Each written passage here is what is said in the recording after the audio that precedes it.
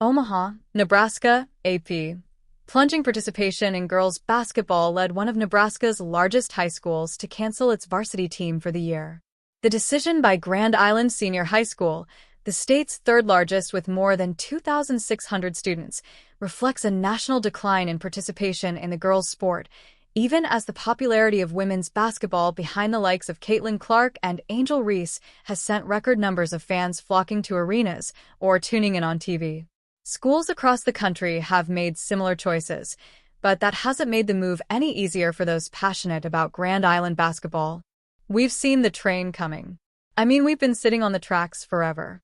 But frankly, people just didn't want to do the heavy lifting that was required, said Jeremy Jensen, a former Grand Island mayor and high school soccer coach who wishes more had been done to build a sustainable girls' basketball program. The high school in the largely blue-collar city of 52,000, about 120 miles, 190 kilometers, west of Omaha, decided to cancel its varsity and junior varsity teams this year after no juniors or seniors went out for the sport. The team suffered a series of lopsided losses, and with many young athletes choosing to specialize in one sport and other activities competing for girls' time, the school decided to focus on developing young players instead of putting a team of freshmen and sophomores on the court. Still, the school's decision was jarring at a time when college and professional women's basketball has been surging in popularity, partly due to the phenomenal success of WNBA Indiana Fever guard Clark, who set records at the University of Iowa. Kansas State University women's basketball coach Jeff Mittie said more viewers doesn't necessarily mean more players. Certainly in college, all of our games are on TV, easy for people to find, but that doesn't necessarily mean they're playing the sport, Mittie said.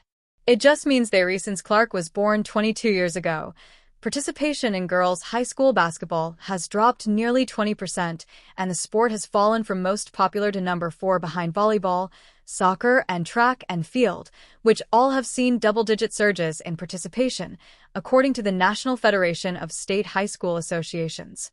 Even as the basketball numbers have dropped, total participation in high school sports has grown, with more than 3.4 million girls competing in high school sports last year. And the past few years in Grand Island, Jim Ward watched every player on his oldest daughter's middle school team quit basketball in high school, either to focus on another sport like volleyball or wrestling, or because they lost interest. During that time, the high school girls team was losing games by margins of 70 points or more. The team lost 43 of its last 44 varsity games and has not won more than 3 games in a season since 2016-17, with its last winning season in 2009-10. If you're Grand Island going into Omaha facing some kids that are going to go D1, Division I, and you can only keep up with them for the first half of the first quarter, would you want to play longer? Asked Ward, who serves on the Booster Club board and has a daughter on the team in 10th grade. Kelly Jeffries knows success is possible in Grand Island because she led the school to its only state championship in 1979 as a player and racked up 231 victories over 33 years as coach before stepping down in 2012. But Jeffries said she understands the current struggles. When you're not really able to compete and be competitive, you can see why kids don't want to do it anymore, Jeffries said. That's not fun for everyone, for coaches and players and anyone involved. The problems in Grand Island and elsewhere run much deeper than a losing record. In some communities, it can be hard for girls to find opportunities to compete and learn the game when they are young. Many families can't afford to invest the thousands of dollars and countless hours required to play club basketball to prepare them to compete in high school, putting them behind in development. As teams get competitive earlier and earlier, girls might quit the sport if they are cut in grade school. Families in Grand Island who want their kids to compete at the highest levels of club sports must drive about 2 hours twice a week to Lincoln or Omaha for practices, and again on the weekends for tournaments, if they are not traveling farther to other cities. Grand Island's current coach, Catherine Langrer, works with middle schoolers and offers free basketball clinics at all the city's elementary schools to help build a pipeline of players for the sport. But rebuilding could be challenging, especially given the pressure on kids to specialize in just one sport. It kind of speaks to the world that we're living in with club sports and specialization of sports, where kids want to participate or are only able to participate in one activity, said John Dolliver, who oversees basketball at the Nebraska School Activities Association. Volleyball in particular grew tremendously as the sport became much more visible on television and social media, and the U.S. emerged as a world power. The sport is especially popular in Nebraska, where Creighton University and the University of Nebraska-Lincoln, the state system's flagship campus, are ranked in the collegiate top 10. Nebraska fell short in the national semifinals on Friday.